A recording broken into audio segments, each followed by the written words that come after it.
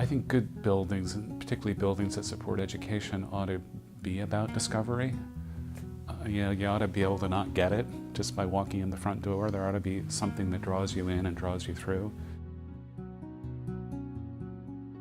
It's just a nice place to be, whether it's a nice sunny day and the sun's coming in through the windows, or whether it's a rainy day and it brings the environment inside. It's still a really nice place to be every day. Yeah, I totally agree. When we walked into the building for the first time, and we were all just so overwhelmed by the beauty of just the building and the furniture, that I think people felt a need to really create that space and make it their own, but put more effort into it than if it was just sort of a drab old brick building. I think it absolutely feels cozy, don't you? Mm-hmm. Yeah. And I think kids feel that too, and I think the parents feel that when they're in here. It feels real inviting.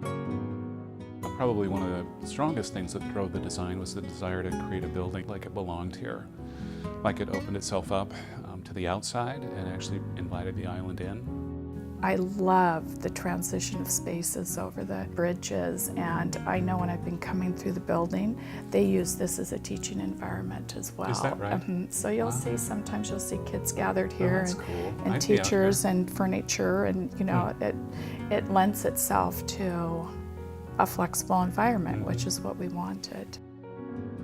In our old building especially, it was definitely not as conducive to having, you know, small learning groups or flexible grouping or being able to use the space in a different way. It was really narrowly focused on what we could do.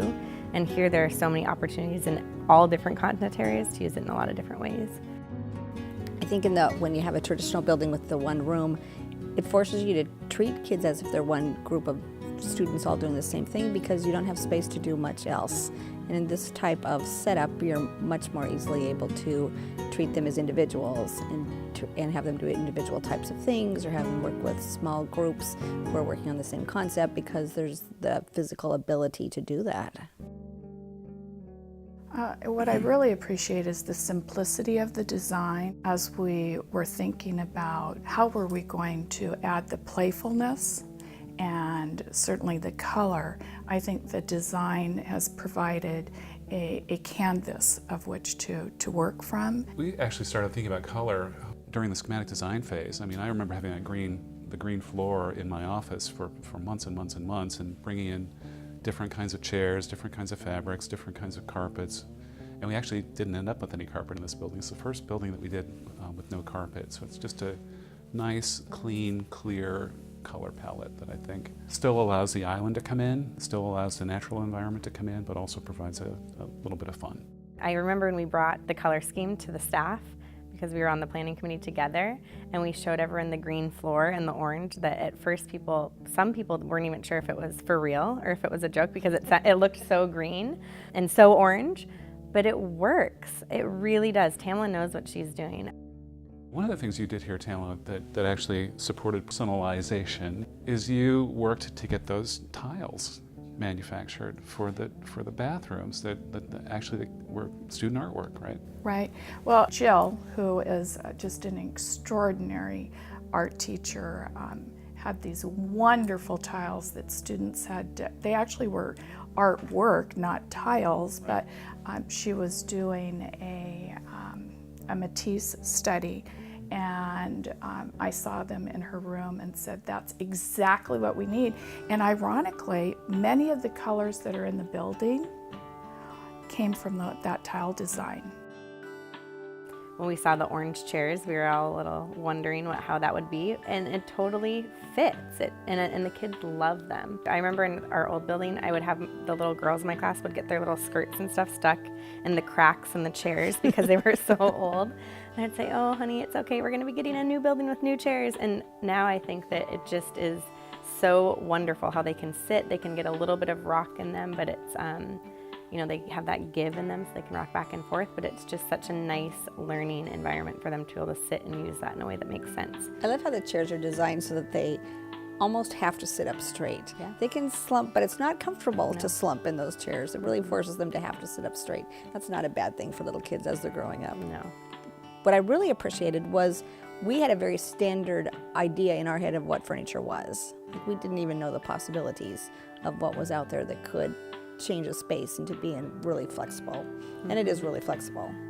I don't care how old you are, all of us are in some ways kinesthetic learners. We need to move and we need to have variety. And one of the things you did here beautifully, I think, is you selected furniture that accommodated a variety of different choices, you know, whether it's in the soft cubes that you got out in the shared learning, or the different styles of chairs as you move from the classrooms to conference rooms to the library. I think it's just, it supports that kinesthetic need that we all have for variety. And I think it makes for an effective teaching and learning environment. You know what one of my favorite parts is? When we have kiddos in the library, and we have those wonderful round stools of different sizes, and they can lay on them, which they do, and sit on them. The library has a number of different environments created from the furnishings. It's a really funny story. We were out here with a photographer one day photographing, and it was recess time, and so kids started to come out the building here and come down the hillside, and there were some kids that were actually going down the stairs, which is how I would like them to behave. But then there were also kids that came over on the grass and started rolling down the hill. And you know, I had to just sort of release my expectation and say, hey, you know, maybe the building supports different kinds of choice, which I thought that was kind of cool. Well, don't you feel like one of our challenges sometimes is when our work is done, and then I come back into the building, and when I see how the building is evolving into an educational facility, and you know, many of the thoughts that we had are certainly being embraced and enhanced, but I also see such a variety. And I think when we provide something that is flexible, then the individuality of the teacher is allowed to shine, and the individuality of the students, yes. That's good. I mean, that's what makes it feel like it's their place. You know, the hardest thing that we have to do as architects is let go of the building.